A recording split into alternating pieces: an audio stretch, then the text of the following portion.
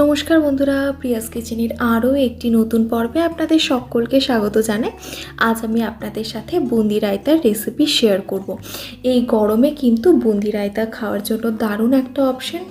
দই খেলে এমনিতেই শরীর একদম ঠান্ডা থাকে। আপনারা চাইলে কিন্তু এটা দুপুরে কিংবা রাতে যে কোনো টাইমেই ট্রাই করতে পারেন। তাহলে চলুন ঝটপট রেসিপিটা শুরু করা যাক। বুন্দি রায়তা বানানোর জন্য প্রথমেই একটা ছোট সাইজের মিক্সিং বোলে নিয়েছি 100 গ্রাম টক দই।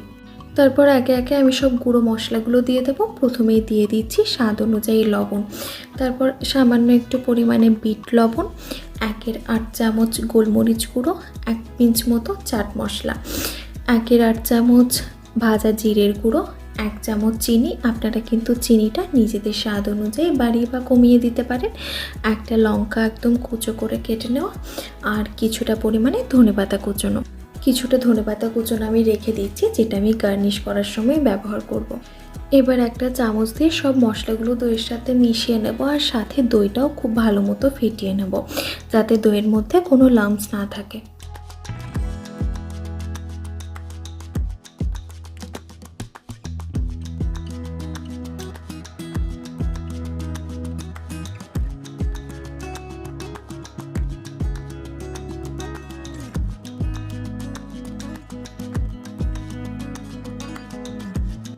দিয়ে দিচ্ছি কিছুটা পরিমাণে ঠান্ডা জল। আপনারা যেরকম থিকনেস চাইবেন সেই অনুযায়ী জলটা ব্যবহার করবেন।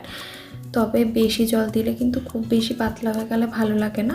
আমি এরপরে আরেকটু জল ব্যবহার করেছিলাম, কারণ বুন্দি রায়তা সামান্য একটু পাতলা হয় নর্মাল রায়তার থেকে।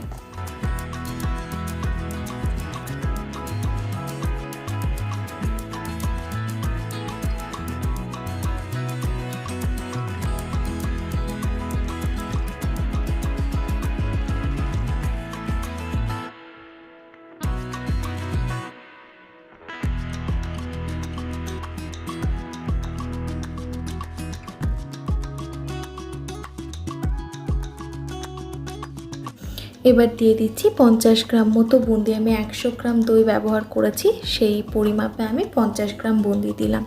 এবার একটা চামচ দিয়ে ভালো মতো মিশিয়ে নিচ্ছি।